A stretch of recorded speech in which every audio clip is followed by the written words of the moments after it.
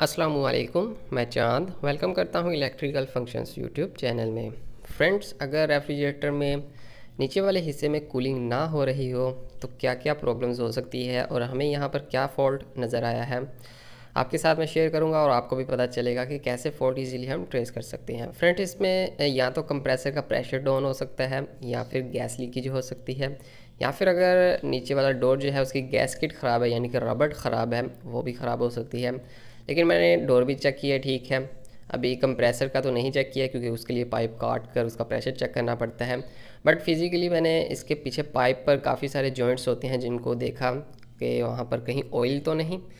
तो मुझे यहाँ पर डिस्चार्ज लाइन के पॉइंट पर हल्का सा ऑयल मिला जो कि यहाँ पर मुझे शो हो रहा है, ठीक है, आप देख सकते हैं, ठीक है। और इससे ज़्यादा ऑयल मुझे एक और जॉइंट पर मिला जो कि यहाँ पर सक्शन लाइन, जो कि इसका गैस चार्जिंग लाइन जहाँ से हमने गैस चार्ज की है उस साइड पर जो जॉइंट है आप देख सकते हैं, यहाँ पर मुझे ऑयल देखने को मिल रहा है।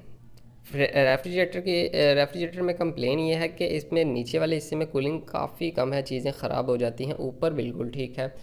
तो यकीनन इसकी गैस ही कम होगी क्योंकि फ़िज़िकली जब भी गैस का इशू आए, मतलब आपको कूलिंग कम नज़र आ रही है, सबसे पहले नंबर पर आप देखें कि इसकी टेम्परेचर स्पीड तो कम नहीं, वो सेट कर लें, ज़्यादा बढ़ा लें।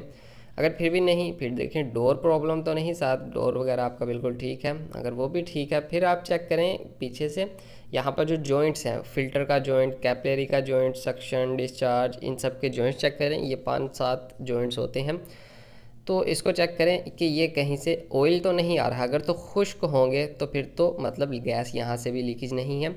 तो अगर खुश्क नहीं है, कहीं पर ऑयल आपको वाज़े क्लियर हो जाता है, जैसे कि अभी मैंने हाथ लगा कर आपको दिखाया, यहाँ पर तो ऑयल है, तो फिर तो आपको पता चल जाएगा कि इसमें गैस कम है। तो गैस कैसे भरते हैं वो मैं कुछ वीडियोस आपको फ्यूचर में और दूंगा और कुछ मैंने ऑलरेडी बनाई है। तो गैस इजीली इसमें आप जॉइंट को क्लियर करके गैस पहली जो है वो सारी निकालेंगे, वेस्ट करेंगे, फिर हम इसका जॉइंट क्लियर करेंगे, फिर वैक्यूम करके गैस इसमें चार्ज करेंगे। और अगर हमें यहाँ पर जॉइंट्स पर भी कहीं लीकेज ना मिलती तो फिर भी इसमें लीकेज या फिर कंप्रेसर के प्रेशर का ही इशू था। फिर हम इसके कंडेंसर को अलग से प्रेशर देते हैं, वो इंटरनली कहीं से लीकेज तो नहीं, और एवापोरेटर को अलग से प्रेशर देते हैं, वो इंटरनली कहीं से लीकेज तो नहीं। फिर वो क्लियर हो जाए, अगर कि वो भी लीकेज नहीं तो फिर कंप्रेसर को भी साथ हम चेक कर लेते हैं कि इसका प्रेशर डाउन तो नहीं।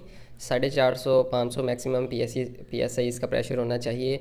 तो वो अगर बाद में देखें 250-200 या 100 है तो मतलब कंप्रेसर का ही इशू था, लीकेज आपकी कहीं नहीं। या फिर कंप्रेसर प्रेशर ओके है तो आपको कंडेंसर या वेपोरेटर में इंटरनली लीकेज कहीं ना कहीं से मिलेगी। तो फ्रेंड्स, ये थी छोटी सी वीडियो जिसमें आपको कुछ मालूमात मिली होगी।